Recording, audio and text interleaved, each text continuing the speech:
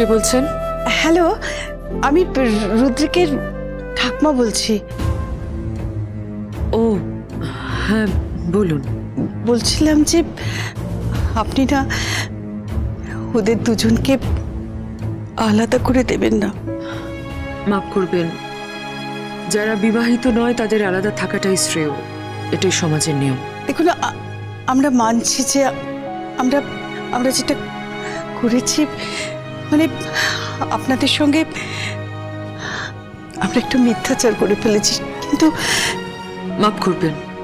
দেখুন, আপনি আমার থেকে বয়সে অনেক বড়, আপনি বয়স জ্যেষ্ঠ, আমি কিছু মনে করবেন না, কিন্তু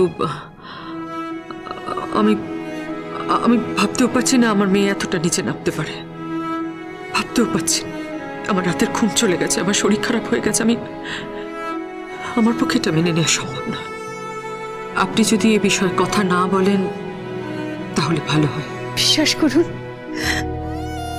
ওরা স্বামী স্ত্রী, ওরা পরস্পরকে খুব ভালোবাসে।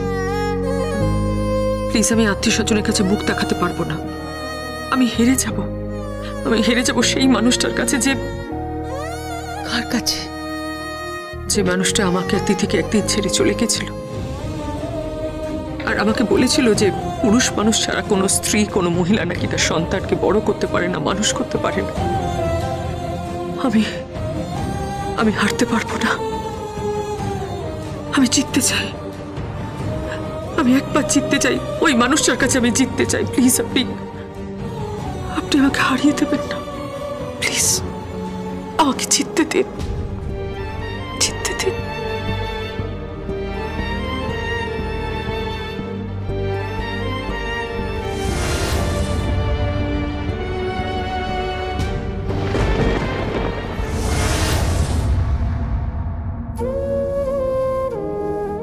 হে রাধা মাধব, হে করুণাময় ঈশ্বর, এই ধরিত্রীতে কি অর্থই সব?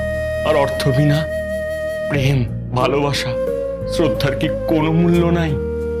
10 সহস্র মুদ্রা, 20 সহস্র মুদ্রার পরিধানী কি পরিধেয়? আর ওই 300 মুদ্রার শাড়ির কি কোনো মূল্য নাই? ভালোবাসিয়া ভণ্ডুল প্রদান করিলে উহাকে অপমান করা হয়, আর মহাভোজ প্রদান করিলে উহাই কি শুধু ক্ষুধানিবৃত্তি করে? ঈশ্বর মোরে প্রশ্নের উত্তর দিও। হে ঈশ্বর, মোরে প্রশ্নের উত্তর দিও। দাদা,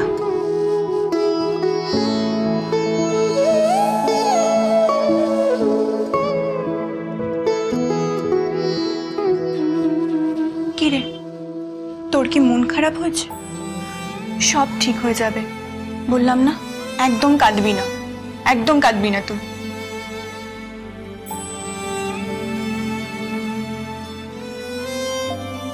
কি হয়েছে? কেন কাঁদছিস? চোখের জল ফেলিস না রে পানু। ঈশ্বর তো আছেন বাবা মাথার উপরে, সব সব ঠিক হয়ে যাবে, দেখিস। ঈশ্বর আছেন রে বাবা।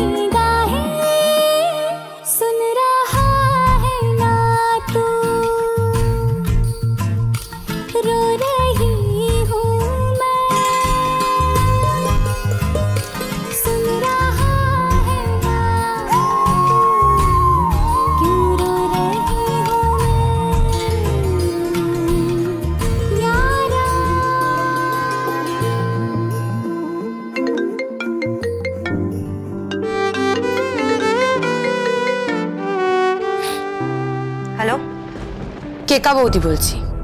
বলো কেকা বৌদি। তোমার ভাগ্য তো খুলে গেল না এরা। মানে? রুদ্রিক আর তিথিকে আলাদা করে দেওয়া হচ্ছে।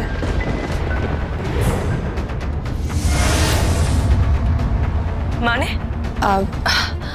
মানে পরিণীতা মুখার্জি সিদ্ধান্ত নিয়েছেন, যার সঙ্গে তিথি বিয়ের মণ্ডপে গিয়েছিল, মানে যার সঙ্গে তিথির বিয়ে হওয়ার কথা ছিল, ওই রাজ বলে ছেলেটার সঙ্গেই তিথির বিয়ে দেয়া হবে।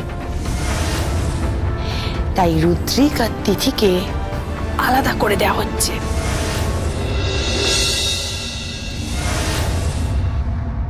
আমি তো অবাক হয়ে যাচ্ছি, জাস্ট অবাক হয়ে যাচ্ছি দিদি ভাই অঞ্জলিদের বিহেভিয়ার দেখে। হঠাৎ করে এতটা এক্সাইটেড হয়ে গেল কেন?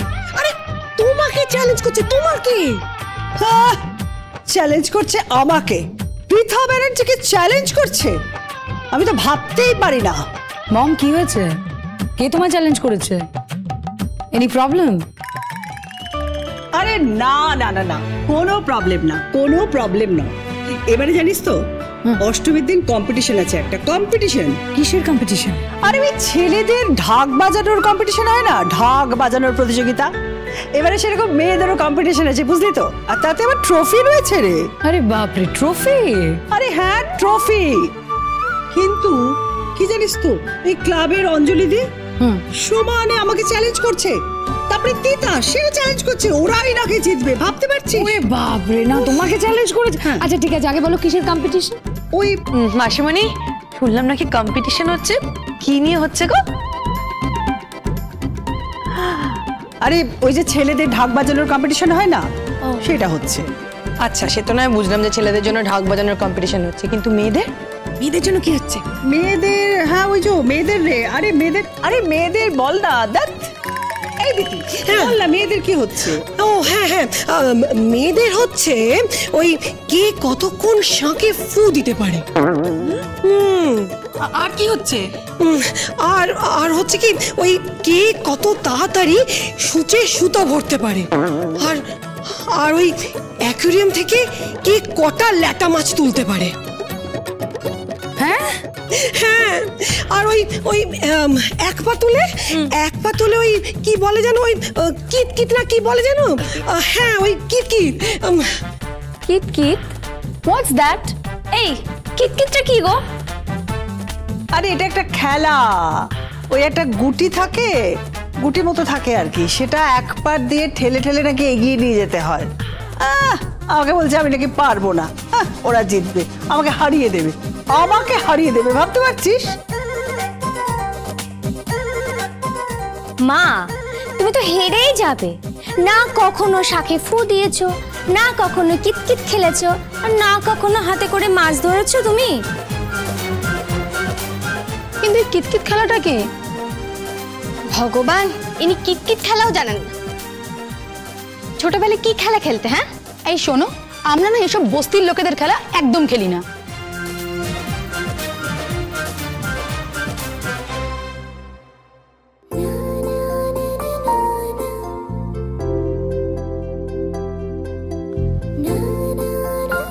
এত যত্ন করে যে সিঁদুরটা পরছো, যে সিঁদুরটা পরার অধিকার তুমি পেয়েছো,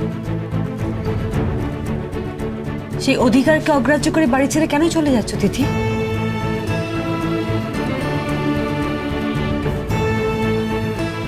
নাইরা, তুমি কি বলতে চাইছো? আমি তোমার হেয়ালি ঠিক বুঝতে পারছি না।